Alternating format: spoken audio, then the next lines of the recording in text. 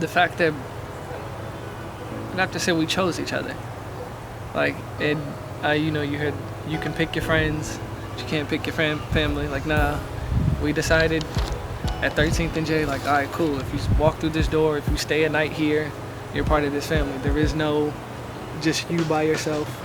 There is no, oh, we're gonna let you give up on yourself. This is a house for, I guess, positivity and success. If that's something you want to do, that's something you want to be about, and you can come stay here, help you get on that path.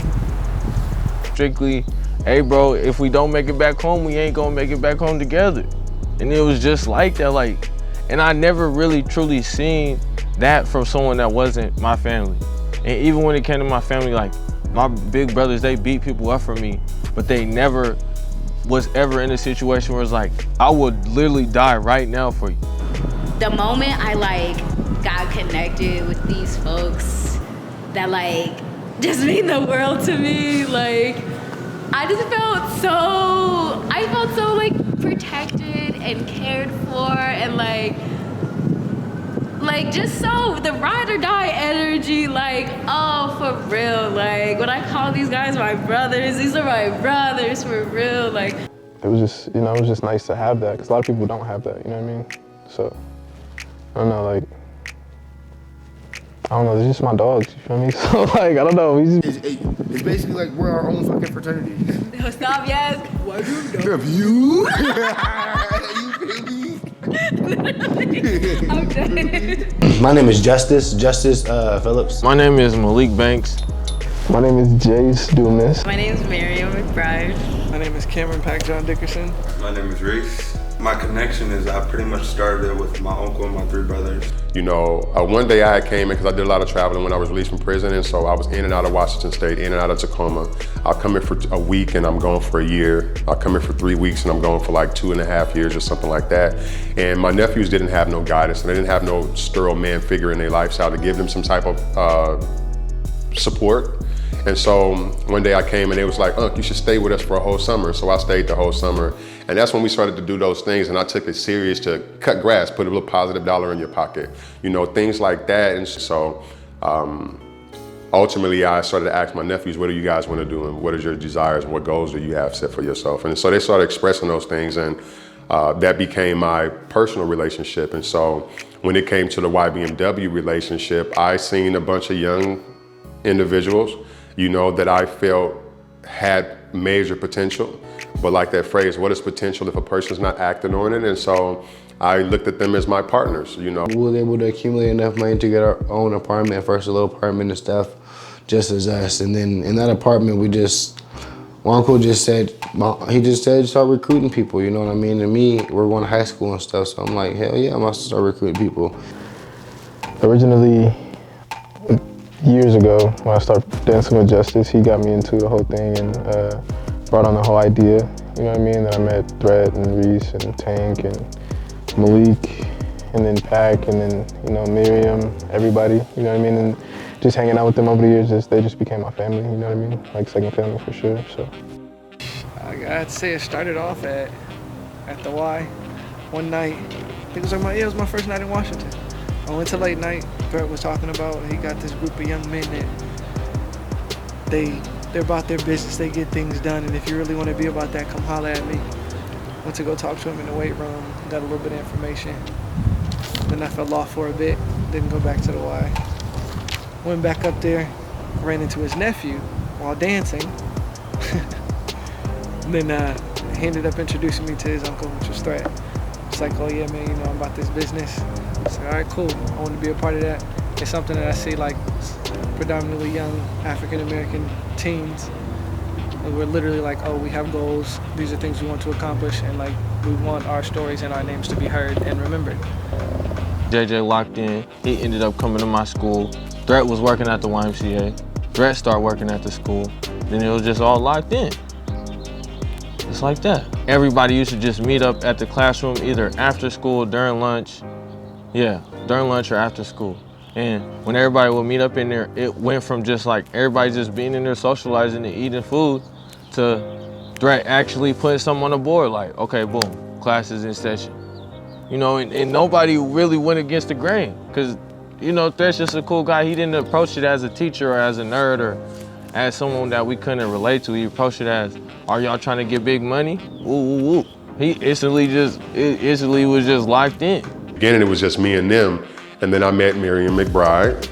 Thing, you know, and I was just like always wanting to be around y'all, and like to the point that like Unc was like his big thing was like, if you're around, you gotta be doing something, you know, like for real. And I was like, well, I want to be around, so I was like, okay, how can I be around? And I was like, so I went to Unc and I was like, oh, so because then I identified as a woman, and I'm like, okay, so what about the women? You know, like I see like there's all this stuff for men. It's like I want to be part of this, but like I don't identify as a man. I'm not a guy, like.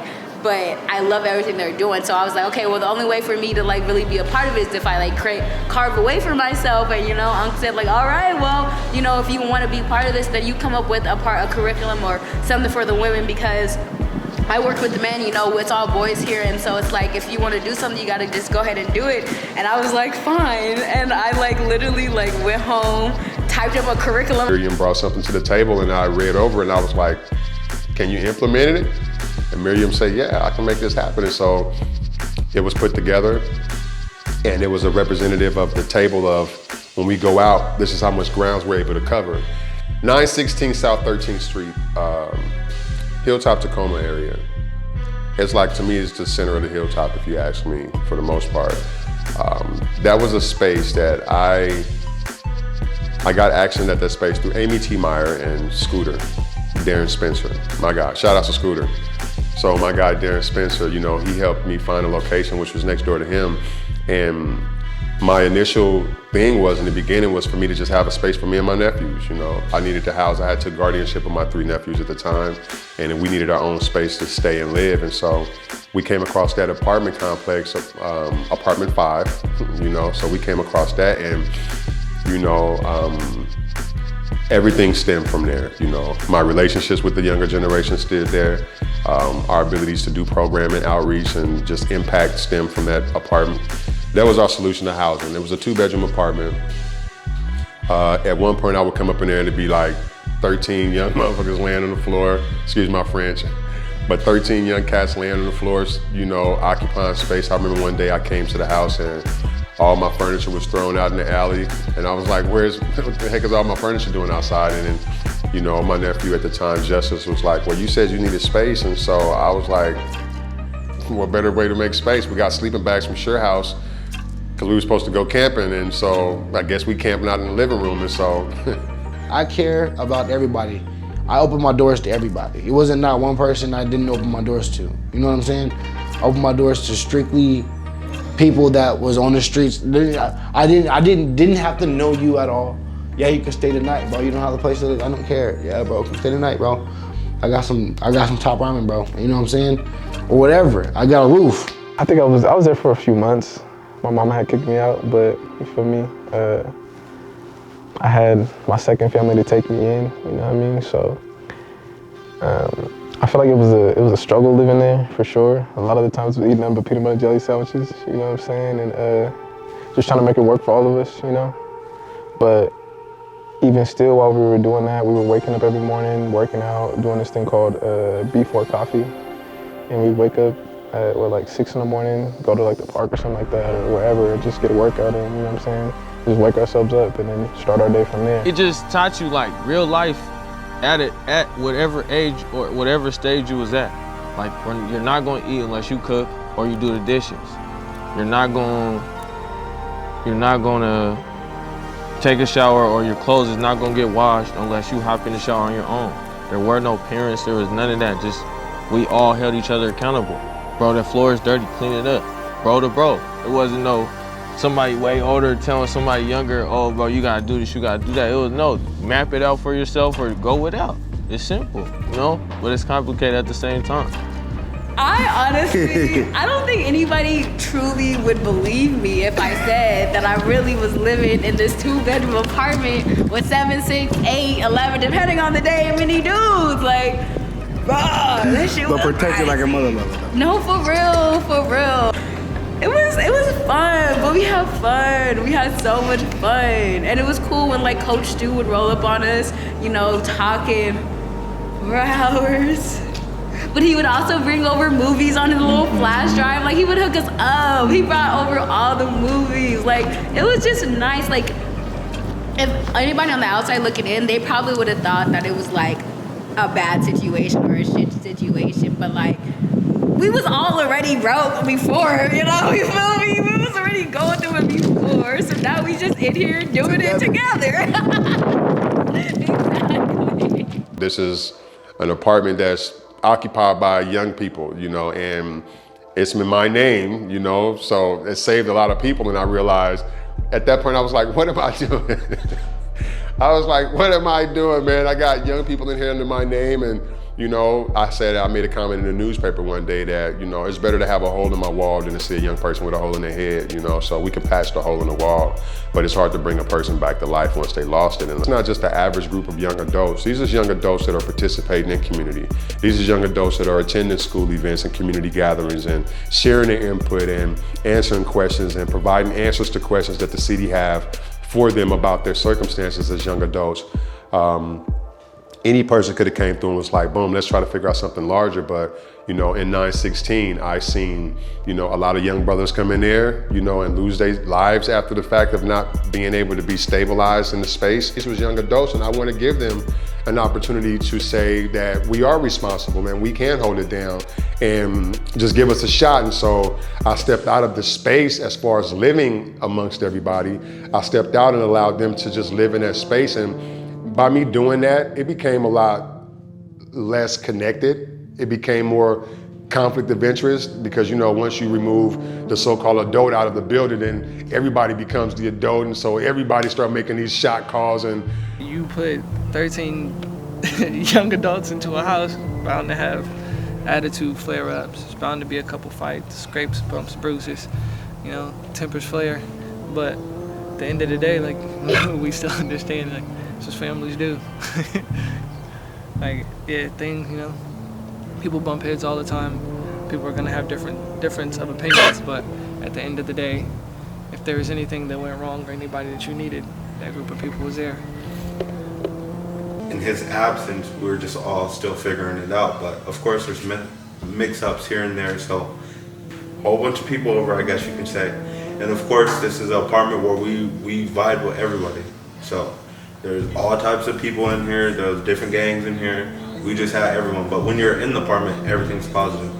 But I guess what happened was seeing somebody they weren't supposed to see her, and then our apartment got shot up. Somehow, shape, or form, I don't know who did it, we don't know any of that, but we were always doing positive. It's just, hey, because of everyone's backgrounds, of course, there's gonna be some negatives that come up. Not on our side or because we wanted it to pop up, but things happen because of the people's histories or whatnot. So yeah, after that, everyone thought of it as, oh, well, maybe behind the scenes it's not so positive as they look. No, it's nothing like that. It's just the fact that the history and the backgrounds that everybody comes from, they get brought up to the future sometimes or to the present. So we can't do anything to stop that, and that's why we lost the whole situation we had.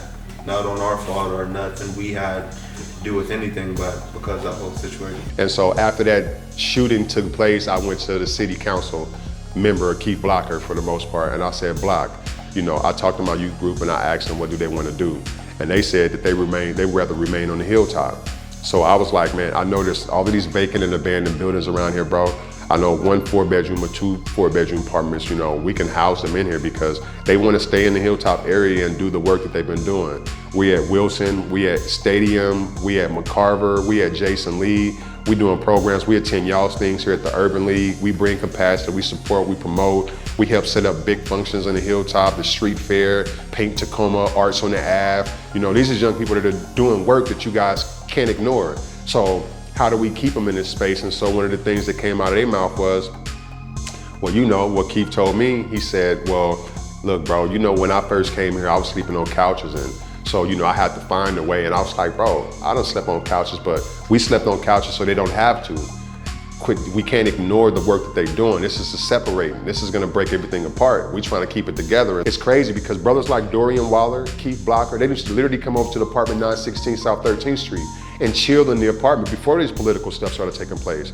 We used to sit up in here and probably have a Corona, you know, and chop it up about what we're gonna do when we get an opportunity in community and stuff. And so these young people seeing this, and from 916 South 13th Street, these brothers, Keith Blockers, Dorian Wallers, and Noah Princes, and all these people used to come to the gym and work out with us on a regular basis and things like that, right? And so it's like, why not provide an opportunity? Instead, you guys want to turn a blind eye and just watch everything fall apart. I mean, so losing that place was like, I don't know. Like, I feel like we all kind of like drifted. Like, we still stay in contact, but we're not like all, you know what I mean, how we used to be. Just, you know what I mean, pulling up on each other, just saying what's up, kicking it, dancing, whatever the case may be, you know what I mean? So. And at that apartment, like we always seen that as like, it was a safe space, a safe house. It was home base. Could always go back there. And the fact that it was gone, it was more so just like, what do we do now? And around, I remember like seeing like, it was just kind of weird because we used to be there 24/7 all day, every day. And that was the place to be. But after we lost that was like our foundation. We ain't have no more foundation. So everyone started branching out, doing their own thing. Not going back to the negative ways, but it was just we're not being able to go back to the same old roots that we came from. In my senior year of high school, I ended up at a new school. Before we were all at Stadium, I was at a new school with none of y'all.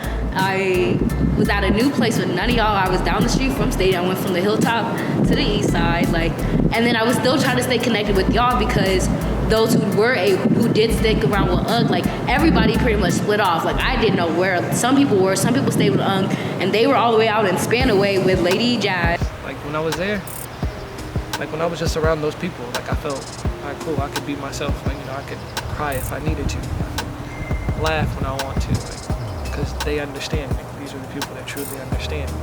And I guess, you know, like after parting ways, you just feel that sense of a missing piece. And it's not, like, it doesn't have to be sad all the time, but like for me, it's my support group. Those are my brothers outside of my family, brothers and sisters outside of my family. And not see one of the people for like months, but the moment I get back with them, it's like nothing changed. So it's not like a change in a negative way or like relationships just killed. It's just that we're not talking 24/7 all day, every day like we used to be, or like how we were doing. I don't know, we all just kind of, like I said, we all just kind of went our separate ways, like, not in like a negative sense, you know what I mean? We're all chasing bigger things, you know what I mean? Like JJ moved to Vegas, Reach just bought a house, you feel me? I think Malik moved to Seattle. I'm still here in Tacoma, but I'm out here working, making some good money, you feel me? So, I don't know, I feel like we all just kind of had to like grow up and figure ourselves out.